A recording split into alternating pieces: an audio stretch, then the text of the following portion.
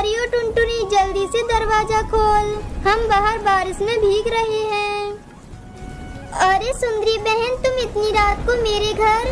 चलो जल्दी से घर के अंदर, बाहर बहुत तेज बारिश हो रही है। तुम लोग यहाँ बैठो, अभी मैं तुम्हारे लिए चाय बना कर लाती हूँ। सुंदरवन के एक जंगल में टुनटुनी चिड़िया अपने माँ बाप के साथ रहती थी।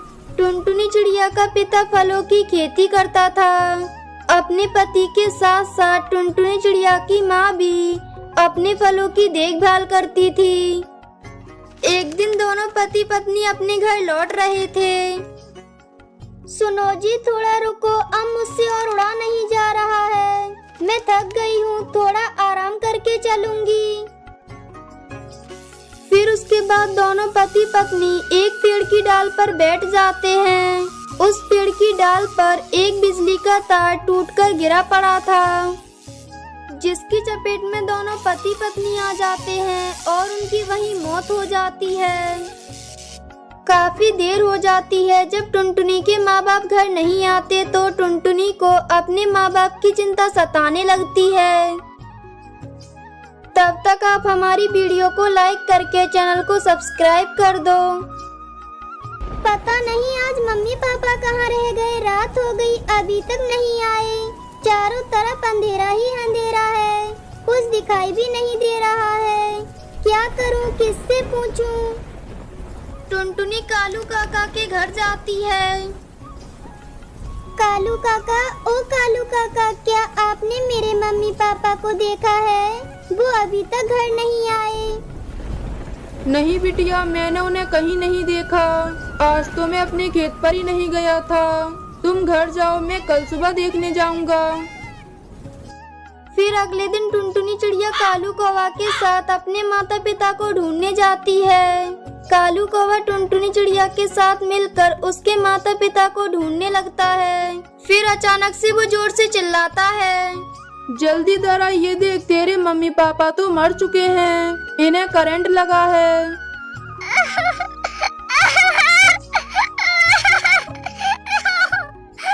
काका, अब मैं कहाँ जाऊँ और किसके साथ रहूंगी? काका, मैं अनाथ हो गई। काका, मत रो बिटिया, मैं फोन करके तेरी बुआ हरी तोती को बुला लेता हूँ, तू उनके साथ घर चली जाना। टुनटुनी चिड़िया का रो रो कर बुरा हाल था। अगले दिन हरी तोती आकर टुनटुनी चिड़िया को अपने साथ अपने घर ले जाती है। कुछ दिन यूं ही बीत जाते हैं। एक दिन मिट्टू तोता हरी तोती से कहता है, अरे हरी तोती, बैठे बैठाए तुमने इस मुसीबत को अपने गले में बांध लिया। अरे इस महंगाई में अपना गुजारा करना तो मुश्किल है, ऊपर से तुम इस मनुष्य को और अपने साथ ले आई। हाँ जी, आप बिल्कुल ठीक कह रहे हैं। पक्षियों की जिद करने पर मैं इसे उठा लाई, लेकिन अब मुझे समझ आ रहा है मैंने इसे लाकर बहुत बड़ी गलती कर दी। और तो और कुछ ही दिनों में बड़ी हो जाएगी तो इसके ब्याह का खर्चा होगा सो अलग। ऐसा करती हूँ, इसे जहर देकर मार देती हूँ, किसी को कुछ पता भी नहीं चलेगा और मुसीबत भी टल जाएगी सो अलग। जो तुम्हें ठीक लगे वो करो हरी तोती, मैं क्या कह सकता हूँ। अपने बुआ और फूफा की बात टुनटुनी सुन लेती है और रात होते ही वहाँ से भाग जाती है। उड़ते उड़ते वापस अपने घर पहुँचती है, लेकिन वहाँ अपना घोंसला न देखकर हैरान रह जाती है। फिर वो कालू कौवे के घर जाती है। कालू काका, ओ कालू काका, मेरा यहाँ घोंसला था ना, वो कहाँ गया? क्या बताऊं बिटिया, तुम्हारे जाने के बाद ही एक पक्षी ने तुम्हारे घोंसले पर कब्जा कर लिया। अब तुम्हें नया घोंसला बनाना पड़ेगा। कालू कौवा की बात सुनकर टुनटुनी चिड़िया वापस अपने घोंसले की जगह पर आती है और वहाँ अपने लिए एक नया घोंसला बनाकर उसी में रहने लगती है।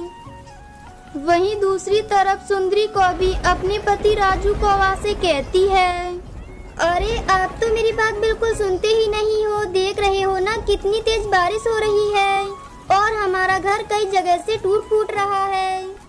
समय रहते अगर तुमने मरम्मत कर ली होती तो हमें इस तरह बारिश में भीगते हुए रात नहीं काटनी पड़ती। सारे पक्षी अपने अपने घोंसले में आराम से सो रहे हैं और एक हमें कि इतनी रात को भी जाग रहे हैं। अब मुझसे और नहीं रुका जा रहा है।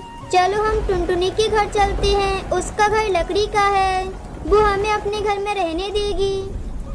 टुनटुनी चिड़िया के घर मैं नहीं जाऊंगा, उसका पिता मुझसे नफरत करता है। अरे तुम तो बेकार में ही डर रहे हो। टुनटुनी चिड़िया के माँ बाप तो कब के मर गए और वो अकेले ही अपने घोंसले में रह रही है।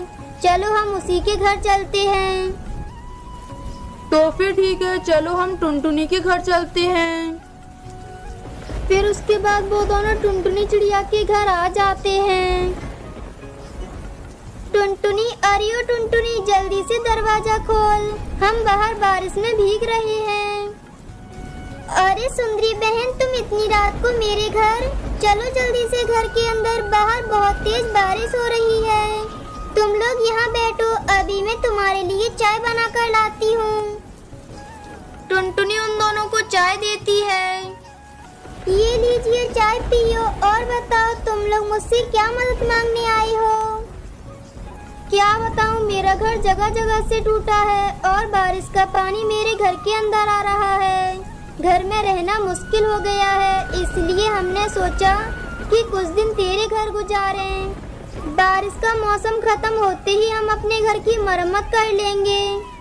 अच्छा तो ये बात है, आप मेरे घर में आराम से रह सकते हो। वैसे भी मैं अकेले ही तो रहती हूँ। टुनटुनी, तेरा ये एहसान हम जिंदगी भर नहीं भूलेंगे। अरे भैया, इसमें एहसान की क्या बात है? अगर पड़ोसी एक दूसरे के काम नहीं आएगा तो कौन आएगा?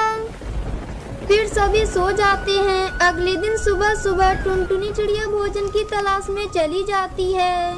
इधर राजू कौवा और सुंदरी कौवी काफी देर तक सोए रहते हैं।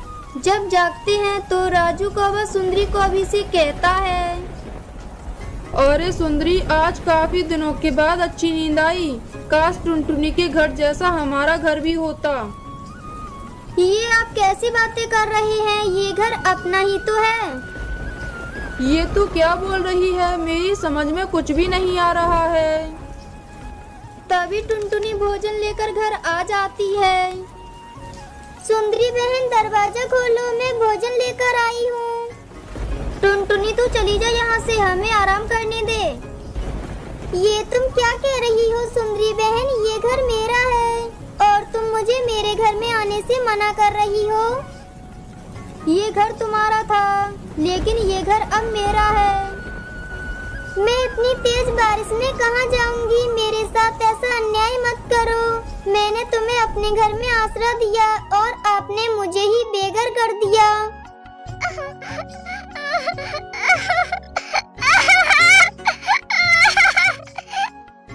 फिर उसके बाद रोती हुई टुनटुनी चिड़िया वहाँ से चली जाती है और वो एक पेड़ की डाल पर बैठकर कहती है, हे भगवान, अब मैं क्या करूं और कहां जाऊं? किसके साथ रहूं? मेरा तो इस दुनिया में कोई भी नहीं है। टुनटुनी चिड़िया ऐसा कह ही रही थी कि तभी उसकी नजर हरी घास पर पड़ती है और वो कहती है, अरे वाह, यहाँ पर तो बहुत सारी हरी घास है। मैं ऐसा करती हूँ, इसी हरी घास से अपने लिए एक छोटा सा घास का घर बना लेती हूँ। ये कहकर टुनटुनी चिड़िया घास इकट्ठा करने लगती है और उसी घास से अपने लिए घर बनाने लगती है। 1 घंटे तक कड़ी मेहनत करने के बाद उसका घास का घर बनकर तैयार हो जाता है। टुनटुनी चिड़िया का घास का घर अंदर से बहुत सुंदर था। फिर टुनटुनी चिड़िया अपने घास के घर में खुशी खुशी रहने लगती है। टुनटुनी की शादी को 5 साल गुजर गए थे, लेकिन वो अभी तक माँ नहीं बनी थी। फिर उसकी सास बबली कबूतरी उसे ताने दिया करती थी, अरे बहू, मोहल्ले की सारी बहुएं माँ बन गई हैं, लेकिन तेरी गोद अभी तक खाली है। मुझे तो ऐसा लगता है कि मैं पोते का मुंह देखे बगैर ही मर जाऊंगी। माँ जी, आप ऐसी बातें क्यों करती हैं? इसमें मेरा क्या दोष है? माँ जी, ये तो सब भगवान के हाथ में है। हाँ, तू तो ऐसा कहेगी ही ना, दोस्त तुझी में है। तभी तो इतने साल गुजर गए, लेकिन तू अभी तक माँ नहीं बनी। अब जाकर मेरे लिए खिचड़ी बना कर ला। अभी लाती हूँ माँ जी। जैसे ही टुनटुनी खिचड़ी बनाने जाती है तभी बबली कबूतरी की पड़ोसन उसके घर आती है। आओ सुंदरी, बहुत दिनों बाद आ रही हो। क्या बताऊं बबली कबूतरी, अपनी बहू और बेटा के पास गई थी। ये लो मिठाई खाओ, बहू को बेटा हुआ है। तू बहुत किस्मत वाली है सुंदरी, जो तूने जीते जी अपने पोते का मुंह देख लिया। और एक मैं हूँ जो आज तक पोते के लिए तरस रही हूँ। ऐसा लग रहा है जैसे मैं पोते का मुंह देखे बिना ही मर जाऊंगी। तू ऐसा क्यों कह रही है बबली कबूतरी? तेरे बेटे की उम्र कहाँ निकली जा रही है, तू उसकी दूसरी शादी कर दे। मेरे देवर की एक लड़की है, तू कहे तो मैं उनसे बात चलाऊं। हाँ सुंदरी, लगता है मुझे ऐसा ही करना पड़ेगा। तभी टुनटुनी खिचड़ी लेकर वहाँ आती है और वो उन दोनों की सारी बातें सुन लेती है। वो कमरे में जाकर रोने लगती है।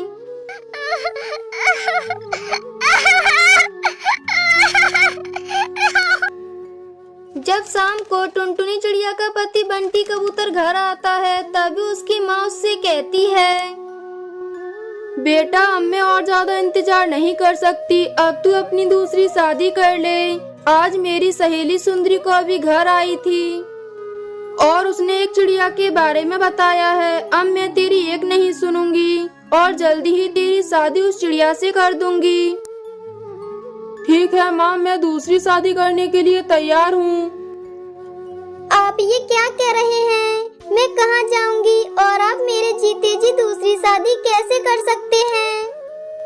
सुन टुनटुनी, मैंने बहुत इंतजार कर लिया लेकिन तुम्हारी कोक अभी तक सुनी है, इसीलिए अब माँ जैसा कहेंगी वैसा ही होगा।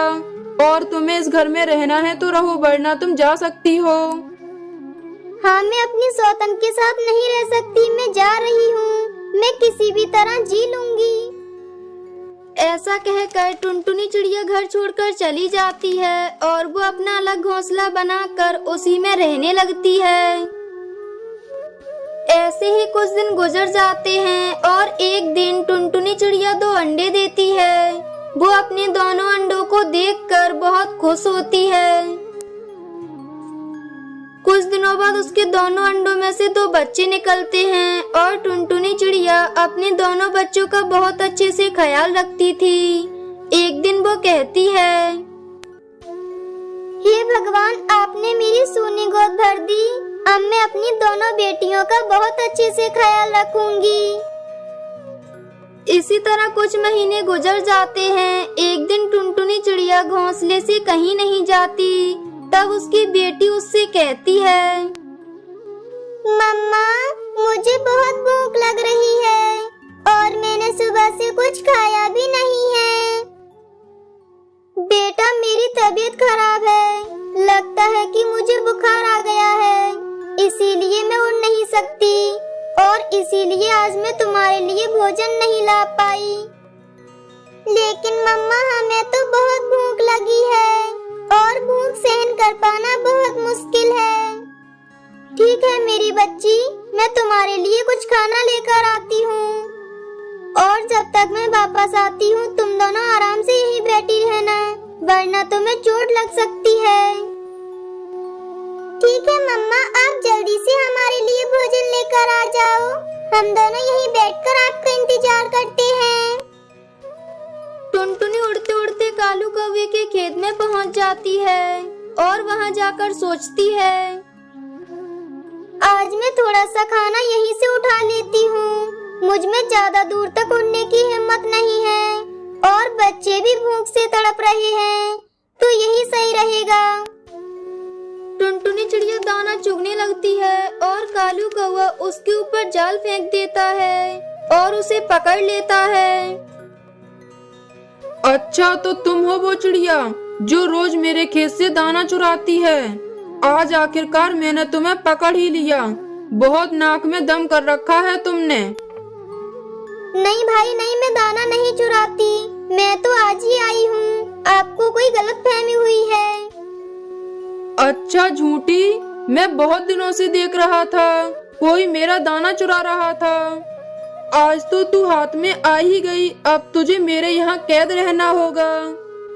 नहीं भैया, ऐसा मत करो। मेरे छोटे छोटे 2 बच्चे हैं और वो बहुत भूखे हैं। उन पर थोड़ा रहम खाओ और मुझे छोड़ दो। कालू कौवा टुनटुनी चिड़िया की एक नहीं सुनता और उसे कैद कर लेता है और वहाँ से चला जाता है। आज तो मजा ही आ गया। ये टुनटुनी चिड़िया सबकी कितनी मदद करती थी और सब इसे कितना पसंद करते थे। आज तो ये दाने के बहाने मेरे हाथ आई गई।